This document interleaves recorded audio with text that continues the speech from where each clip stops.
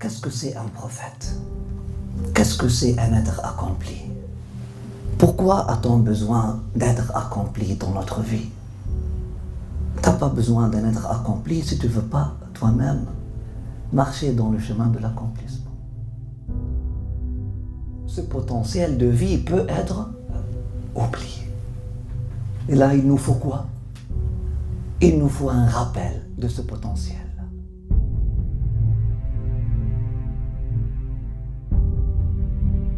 La naissance du prophète, sallallahu alayhi wa sallam, n'est pas n'importe quelle naissance. Son pèlerinage, sa prière, sa prosternation, son mariage n'ont pas été juste des épisodes.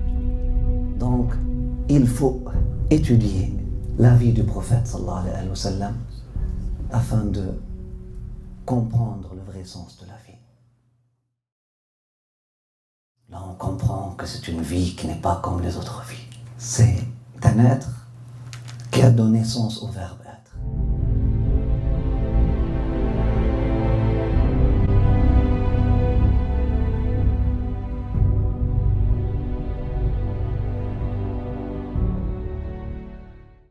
بسم الله الفاتحة. أن الله سبحانه وتعالى يفتح علينا بذكره وذكر حبيبه محمد صلى الله عليه وسلم وذكر شمائله المجيدة أبواب الرضا والفتح والتأييد والقبول. الله سبحانه وتعالى يرزقنا وإياكم التوفيق. الله سبحانه وتعالى يرزقنا وإياكم محبة هذا النبي محمد صلى الله عليه وسلم ويزيدنا وإياكم من محبة هذا النبي محمد صلى الله عليه وآله وصحبه وسلم. Vous m'entendez comme ça? On n'a pas besoin de micro. Alhamdulillah. Bismillah.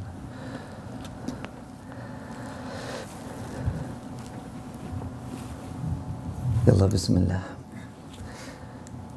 Il est fâché. Alhamdulillah. Il veut être utile. Il sait qu'il n'est pas indispensable, mais il veut être utile. Bismillah. Alhamdulillah. اللهم صل وسلم وبارك على سيدنا وحبيبنا وشفيعنا محمد بن عبد الله. Donc nous avons vu durant les séances passées comment cette manifestation de la lumière prophétique était, et les secrets certains, nous avons aussi fait un exercice de réflexion, de contemplation sur le symbolisme de certaines choses qui se sont passées durant cet événement de naissance. Nous avons parlé de la transcendance de l'élément lumière et nous avons fait un parallèle avec le cheminement spirituel que chacun et chacune d'entre nous est appelé à vivre. Et voilà, le bébé donc fut né, alhamdulillah, et Amina a envoyé pour Abdul Muttalib, pour appeler le grand-père. Abdul Muttalib. Le père n'était pas là. Abdullah était déjà appelé auprès de son Seigneur. Amina n'a même pas eu la chance d'annoncer la bonne nouvelle qu'elle était enceinte à son mari. Mais Abdul Muttalib était là. Vous pouvez imaginer le grand-père recevant pour la première fois son petit-fils tant attendu. À propos de qui il a tant entendu d'histoires et des prophéties. Et avec qui il a des liens spirituels très très profonds et très réels, avant même la naissance. Vous pouvez imaginer ces retrouvailles. Au-delà de l'émotionnel, dans un plan plus spirituel, vous pouvez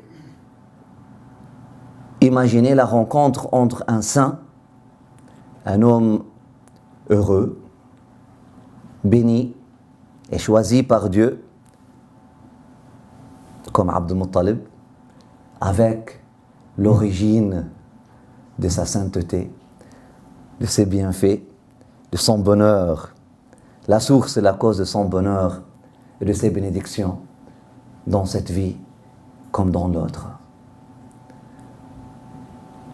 Et plus profond encore, en lien avec ce que nous avons décrit l'autre fois, vous pouvez imaginer la rencontre entre la branche, le fara', et la racine, l'asl. Selon le paradigme physique, Abd al-Muttalib était la racine, et Mohammed sallallahu alayhi wa sallam était la branche qui vient de cette racine-là.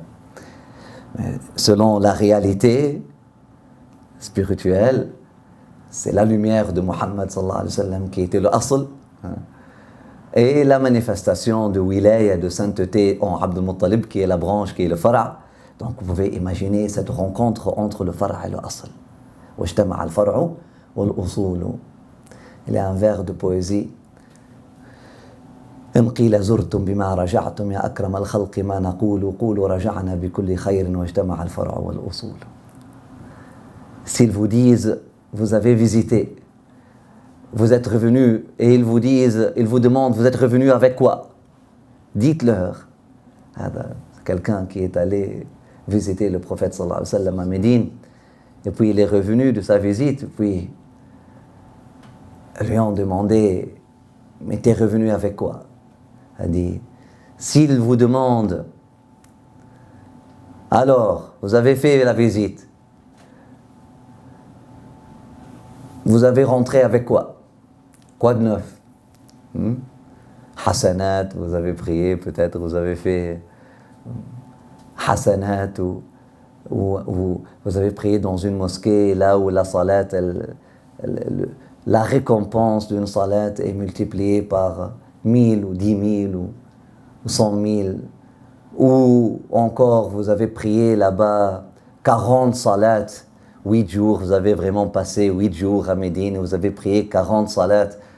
Et donc vous avez... Il a dit non. Raja'na bi kulli khayrin, tout ça, oui. On est revenu avec tout ce bien, mais ce qui est plus important, wajtama'a al-far'u wal-usulu. Et les branches se sont réunies avec la racine. Et les branches se sont réunies avec la racine. Wajtama'a al-far'u wal-usulu. Et ma branche s'est réunie avec ses racines. La branche, nous sommes tous des branches, spirituellement parlant, de la racine de la foi qui est Muhammad sallallahu alayhi wa sallam. L'autre, il dit وَمَا أَنَا إِلَّا هُيُولَ الْوَرَاء وَلَمْعَةُ نُورٍ مِنَ الْمُصْطَفَى. Je ne suis réellement que une manifestation dans cette création-là, dans mon apparence. Dans mon apparence, je ne suis qu'un homme, qu'un être humain, mais en réalité, je ne suis qu'une goutte de lumière qui vient qui vient de Muhammad sallallahu alayhi wa sallam.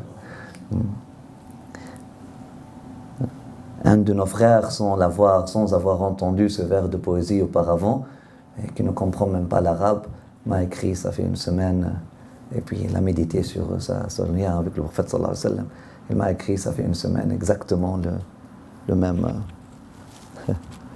message. Je ne sais pas si j'ai mon téléphone, après peut-être. Le même message. Il a dit, je m'aperçois que je ne suis qu'une goutte de la lumière de Muhammad sallallahu alayhi wa sallam. Une manifestation, une étincelle.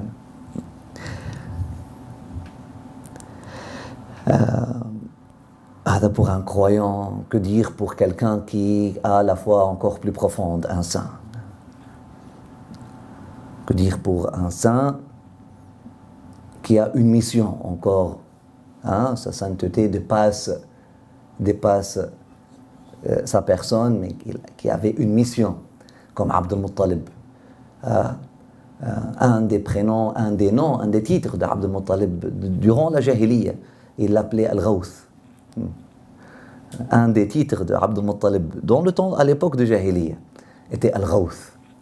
Al-Ghawth. Les Jahiliya l'appelaient Abd al-Muttalib Al-Ghawth. Al-Ghawth, ça veut dire la personne qui donne secours. On appelle la pluie, on l'appelle Ghaith, parce qu'elle vient, Allah subhanahu wa ta'ala, parmi ses noms, Ghiyath al-Mustaghithin, celui qui vient au secours à ceux qui demandent secours.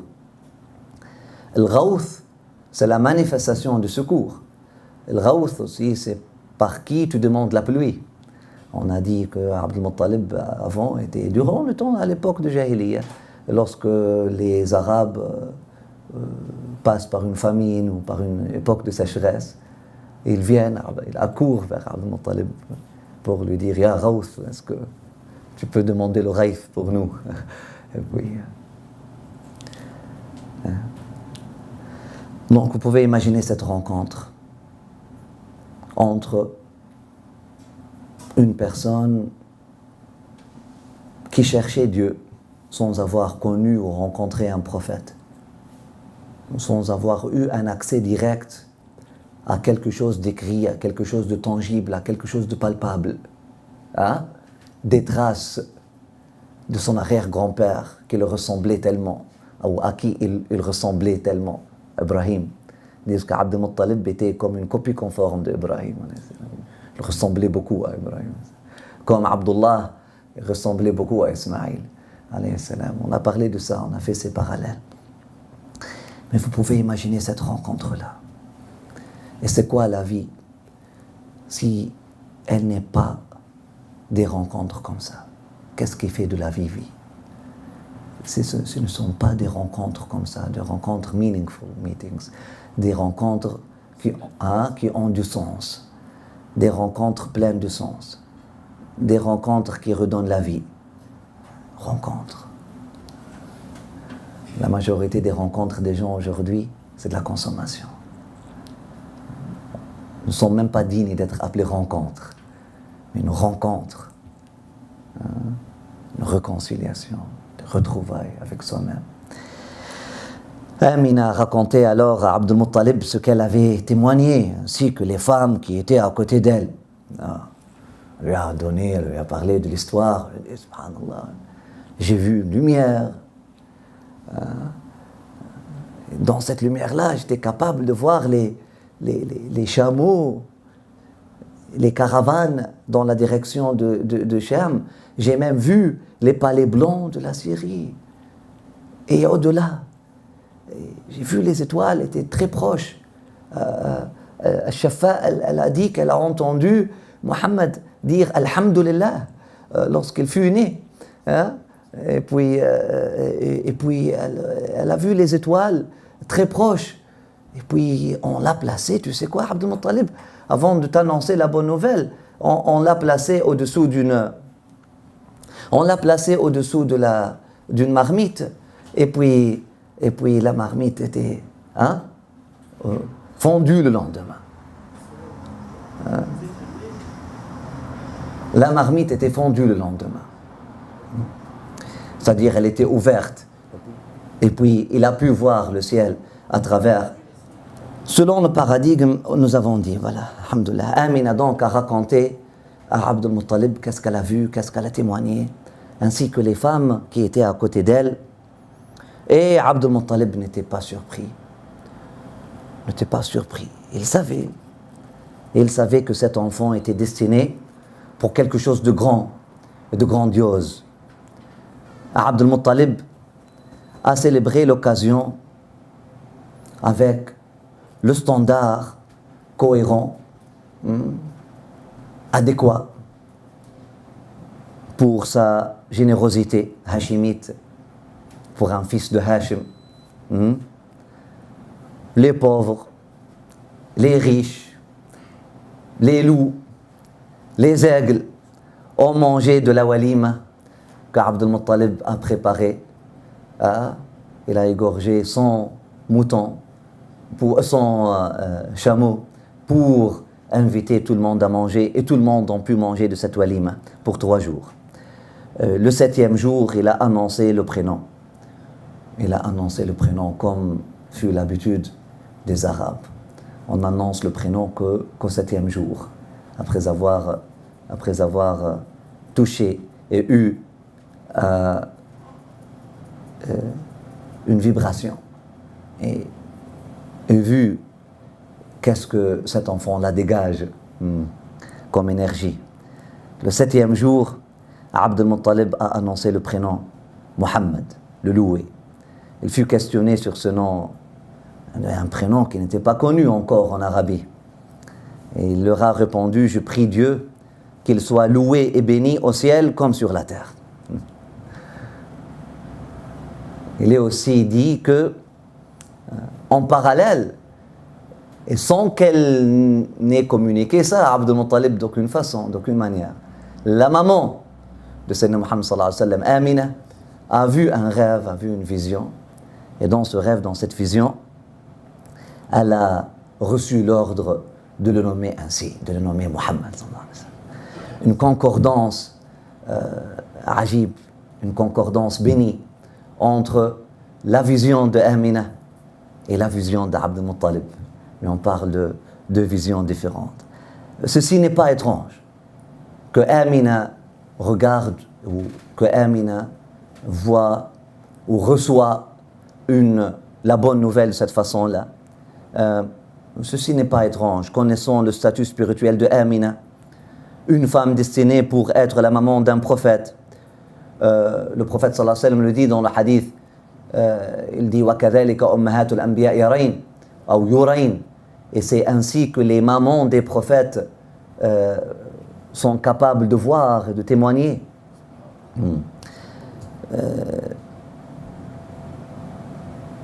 Les mamans en général ont des ouvertures spirituelles.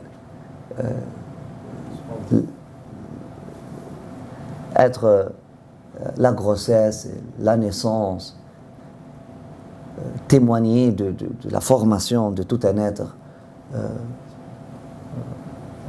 Votre sein, ce n'est pas quelque chose de banal, ce n'est pas quelque chose de simple. Nous entendons ces histoires, beaucoup d'histoires, même des mamans qui ne sont pas musulmanes. Nous entendons parler de ces histoires, une maman qui voit dans le songe ou qui entend une voix ou qui voit dans le rêve qu'elle doit donner ce prénom-là à son enfant. Quelque chose comme ça. Subhanallah, ouais, un sentiment fort. La vision spirituelle claire, recevoir un ordre dans le rêve, comme l'ordre que Sayyidina Ibrahim a reçu dans le rêve. Sayyidina Ibrahim était prophète. Elle a reçu dans le rêve l'ordre de amener Ismaïl pour vivre avec sa maman, pour vivre à la Mecque. Après ça, elle a reçu l'ordre de sacrifier Ismaïl, etc. Nous lisons dans le Coran des preuves, des versets qui nous parlent de la place que la vision spirituelle puisse occuper et doivent occuper dans la vie du croyant. La ifrata ou la tafrit, il y a une balance à chercher, bien sûr. On ne doit pas tomber dans l'obsession avec les rêves et les visions, etc. Mais il ne faut pas négliger la place que cet aspect de l'existence humaine a. C'est un aspect d'une nature humaine, c'est un aspect de notre existence à ne pas négliger. Ça fait partie où la vision spirituelle claire est une parmi plusieurs manifestations de la perméabilité de l'esprit au monde des vérités, au monde des idéaux, ou l'invisible sacré, al-ghaib. Il fait partie de la nature humaine, saine. Cette capacité et ce potentiel de se connecter au monde intérieur ou encore au ciel, entendre des voix, voir des lumières, avoir des visions, etc. Certainement, nous ne sommes pas en train de parler de la schizophrénie. Les schizophrènes, ils entendent des voix, ils voient des lumières, Parfois, ça concorde avec la vérité de façon choquante. J'ai travaillé avec les schizophrènes, avec les malades mentaux pour une grande partie de ma vie. La première prophétie que j'ai reçue, c'était d'un malade mental dans l'hôpital psychiatrique, l'asile psychiatrique en Tunisie. Je suis allé, à cette époque-là, c'était ma découverte. À cette époque-là, je suis allé pour faire une recherche sur ce qu'on appelle la psychiatrie légale dans le cadre de mes études en droit. Donc on m'a dit que, voilà, si tu veux faire droit criminel, va faire une recherche sur la psychiatrie légale. Et je suis allé pour faire une recherche sur la psychiatrie légale.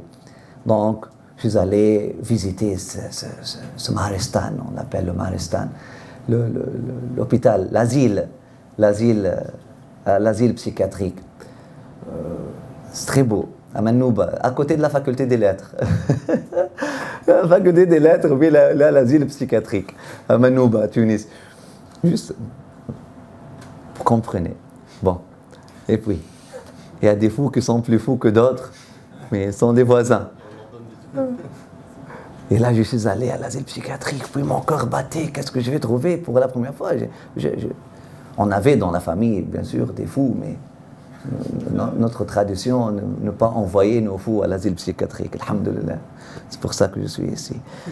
Mais, je suis allé, et oui, là, subhanallah, je me rappelle, wallahi, la première fois que j'ai vu un visage si lumineux que ça.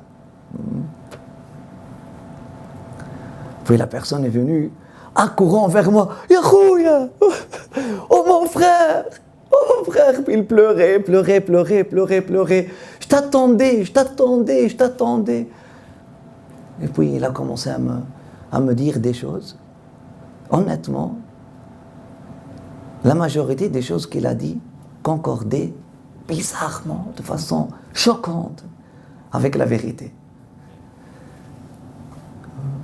Après ça, lorsque j'ai étudié le phénomène de schizophrénie, etc., de maladies mentales en général, il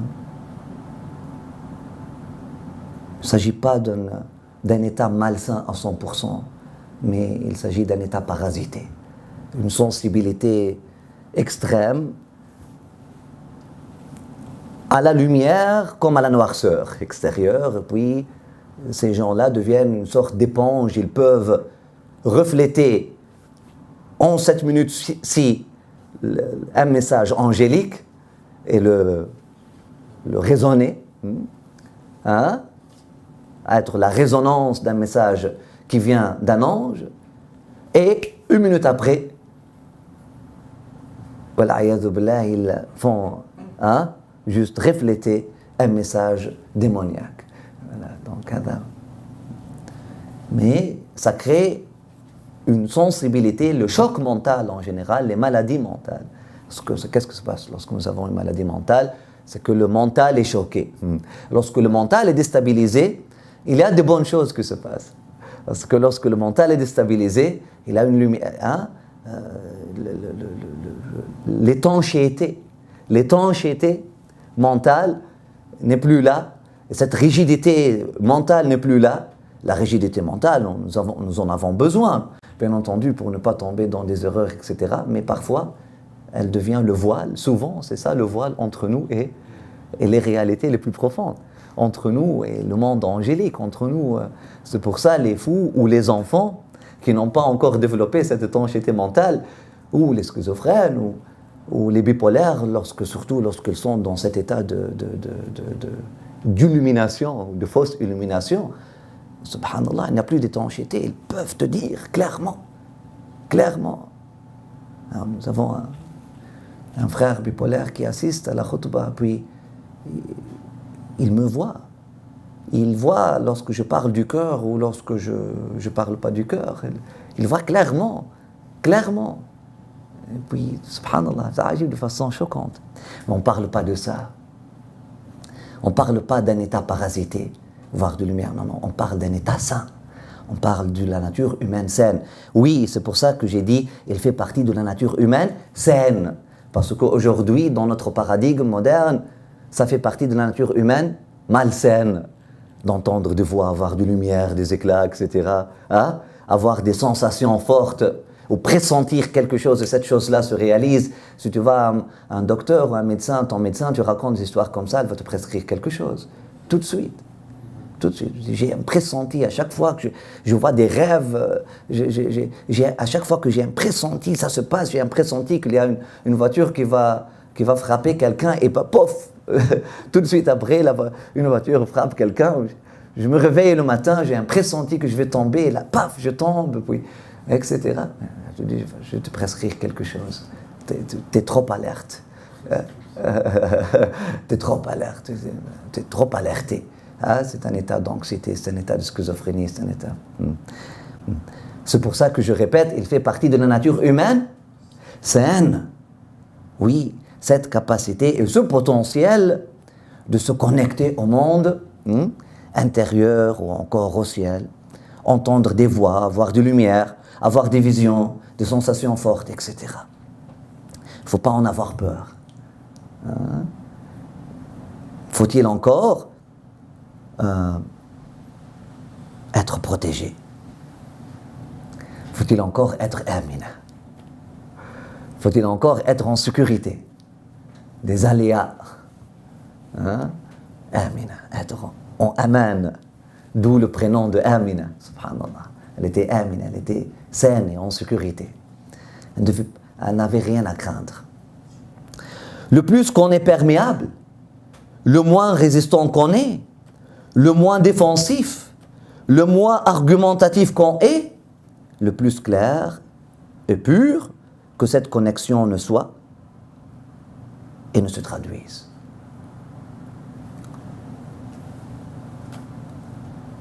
Le plus qu'on est perméable, réceptif, le moins résistant qu'on est, le moins défensif et argumentatif dans notre nature qu'on est, le plus clair et pur que cette connexion avec le divin ou avec le rêve ou avec le monde invisible ne soit et ne se traduise. C'est une science. Donc chercher à devenir moins défensif, moins argumentatif. Faut-il encore être protégé, être à l'abri des parasites extérieurs comme intérieurs, des parasites extérieurs comme des maladies mentales, et les parasites intérieurs comme l'impatience mauvaise ou l'arrogance, ou chercher ces lumières, ou être en une sorte de chasse derrière ces lumières et ces états spirituels, etc. C'est un état qui te rend parasité. Et puis, si tu es quelqu'un qui cherche je veux voir quelque chose, je vais faire ce nombre de salat ala nabi sallallahu alayhi wa sallam afin que je puisse voir quelque chose, etc. Ça te rend parasité. Parasité, et là, ce que tu vois peut être vraiment vrai comme il peut être faux, parce que tu deviens comme un munajjim. Tu deviens quelqu'un qui cherche à dévoiler quelque chose. Alors que le prophète sallallahu alayhi wa sallam a dit, ceux qui cherchent à dévoiler les choses qui sont voilées sont des menteurs, même s'ils disent la vérité parfois. Même s'ils disent vrai, ils sont des menteurs. Il ne faut pas être dans un état vouloir chercher, non. Il faut être dans un état de réceptivité. Amina. Le symbolisme du prénom de la maman du prophète sallallahu alayhi wa sallam, d'ailleurs, comme le prénom de son père, Abdullah, Amina. Il y a un symbolisme, subhanallah. Et là, pour être un Muhammad,